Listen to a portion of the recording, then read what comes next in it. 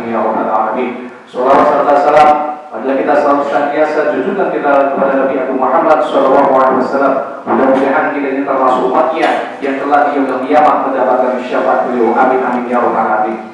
Jadi jamaah salat tarawih yang dimuliakan Allah Subhanahu wa taala. Ada sebuah kisah pada zaman Nabi sallallahu alaihi wasallam yang perlu kita teladani, yang perlu kita ambil ibarat atau ibrah atau belajar dalam kisah tersebut. Ada seorang perempuan, pada saat bulan suci Ramadan sedang melaksanakan bulan suci Ramadan, maka kedua perempuan tersebut karena saking hausnya, maka kedua perempuan tersebut hampir saja meninggal dunia. Maka hal itu diadukan kepada Nabi Sallallahu Alaihi Wasallam. Maka ada seorang laki-laki dia datang kepada baginda Nabi Sallallahu Alaihi Wasallam di surat tersebut. Ada seorang perempuan yang sedang melaksanakan ibadah puasa, tapi saking hausnya, saking tidak kuatnya menahan haus sehingga keduanya hampir saja meninggal dunia. Maka Nabi Sallallahu Alaihi Wasallam ketika diceritakan seperti itu, maka Nabi Sallallahu Alaihi Wasallam datang kepada perempuan tersebut.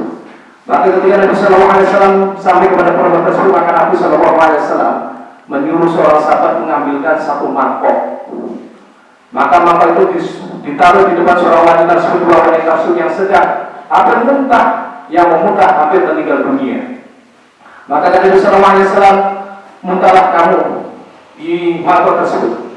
Maka hadirin jamaah salat tarawih di belakang Allah Subhanahu wa taala. Maka perempuan tersebut pun muntah. Seketika itu karena disunami maka keduanya pun muntah. Yang satu muntah, daging yang bercampur dengan darah. Demikian juga dengan salah satunya. Maka hadirin jamaah salat tarawih di belakang Allah Subhanahu wa taala. Tak terasa, tak terkira, ternyata kata Nabi Sallallahu Alaihi Wasallam, kenapa demikian? Mereka tidak bisa muntah, ketika muntah mereka mengeluarkan darah bercampur dengan daging. Maka Nabi Sallallahu Alaihi Wasallam telah diberikan oleh petunjuk kepada Allah Subhanahu Wa Taala, karena baru saja seorang perempuan dia sedang melaksanakan puasa, tapi dia membicarakan tentang keburukan saudaranya. Dia telah membenci saudaranya, dia mengobrol saudaranya tentang kejelekannya, sehingga dalam satu hadis Nabi mengatakan orang yang membicarakan keburukan orang lain, maka seolah-olah dia telah memakan daging mentah saudaranya. Maka hadirin jamaah salat tarawih yang dimuliakan Allah Subhanahu wa taala, ini satu buah pelajaran bagi diri kita. Betapa puasa itu bukan hanya sekedar menahan makan, tidak minum, tidak berhubungan dengan suami istri saja, tidak. Tapi seluruh anggota tubuh kita hendaknya kita berpuasa juga. Insan kita hendaknya, bapak ibu semuanya hendaknya juga kita berpuasa. Jangan sampai puasa kita sia-sia. Jangan sampai puasa kita tidak mendapatkan pahala di sisi Allah Ta'ala disebabkan karena lisan kita tidak bisa menjaga lisan kita daripada membicarakan keburukan, kejelekan daripada saudaranya. Yang kedua hadirin jamaah salat tarawih juga saudara. Demikian juga mata kita, jangan sampai mata kita melihat sesuatu yang dilarang oleh agama, sehingga mata kita melihat kepada sesuatu yang diharamkan yang dilarang oleh agama, sehingga puasa kita seharian tidak mendapatkan pahala di sisi Allah Ta'ala karena disebabkan mata kita yang bisa kita jaga dari perkara yang diharamkan oleh Allah Subhanahu Wa Ta'ala. Demikian juga hadirin jamaah salat tarawih yang dimuliakan Allah Subhanahu wa taala, telinga kita, kemudian kaki kita, tangan kita, hati kita, jangan sampai semuanya mengakibatkan diri kita terputus daripada mendapatkan pahala di sisi Allah Subhanahu wa taala. Hadirin jamaah salat tarawih yang dimuliakan Allah Subhanahu wa taala. Ada beberapa fadilah keutamaan dalam kita melaksanakan puasa itu. Ada paling tidak ada 4 yang alhamdulillah yang Allah Ta'ala berikan ketika kita berpuasa, bukan hanya sekedar puasa maka minum berbuka tidak, tapi ketika kita laksanakan puasa dengan sebenar-benarnya, maka paling tidak ada 4 hal yang Allah akan berikan dalam diri kita. 1, dosa kita akan diampuni oleh Allah Subhanahu wa taala. Sebagaimana sabda Nabi sallallahu alaihi wasallam, "Man shoma Ramadanan imanan wa ihtisaban, ghufira lahu ma taqaddama min dhanbihi."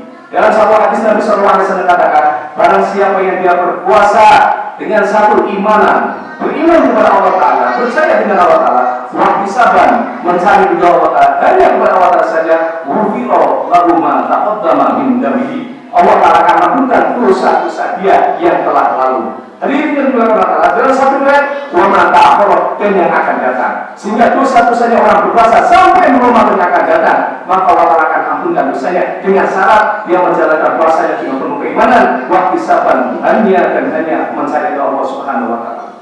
Yang kedua, hadirin, paling tidak Allah Ta'ala akan berikan ketika kita puasa dengan sebenar-benarnya puasa, maka Allah akan berikan 2, yaitu anugerah. yaitu fadilah. Yang kedua, Allah Ta'ala akan lipatkan pahala yang demikian berlipat-lipat.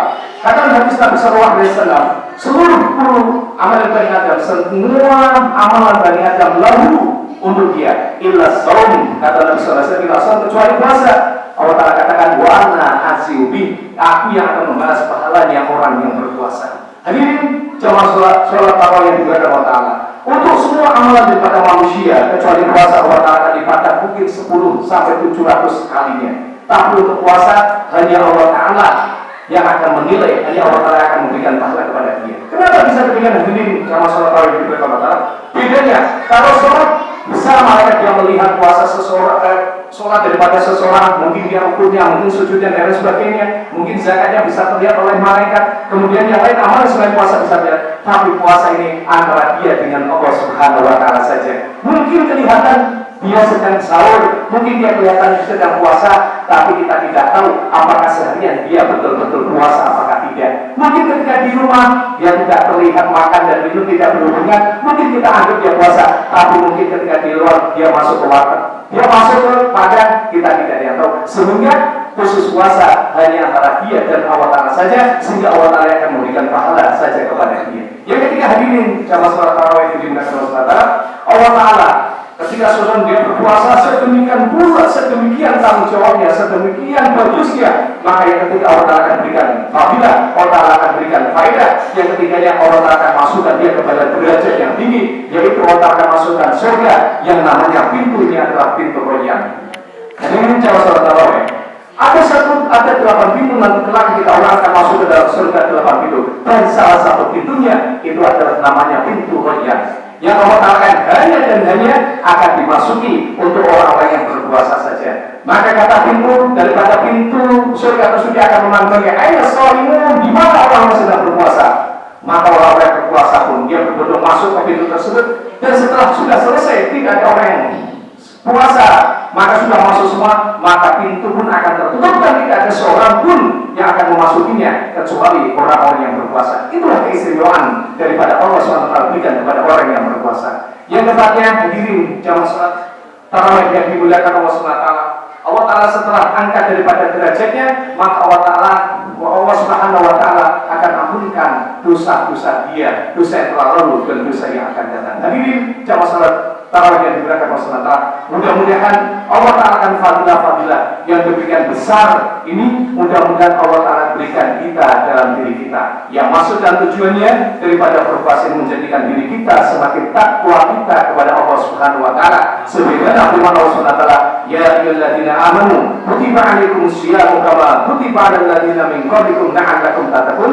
Maksud daripada tujuan kita berpuasa selama 1 bulan penuh dengan kita beribadah melaksanakan puasa pada siangnya malamnya, supaya kita menjadi orang yang bertakwa kepada Allah Subhanahu wa Ta'ala. Apa itu takwa? Hadirin Allah Ta'ala, kita seluruh perintah Allah Subhanahu wa Ta'ala kita laksanakan, dan seluruh larangan Allah Ta'ala kita jauhi. Itulah namanya kita takwa kepada Allah Subhanahu wa Ta'ala. Mudah-mudahan kita sudah memasuki 12 Ramadan, artinya kita sudah 11 hari telah melaksanakan bulan suci Ramadan.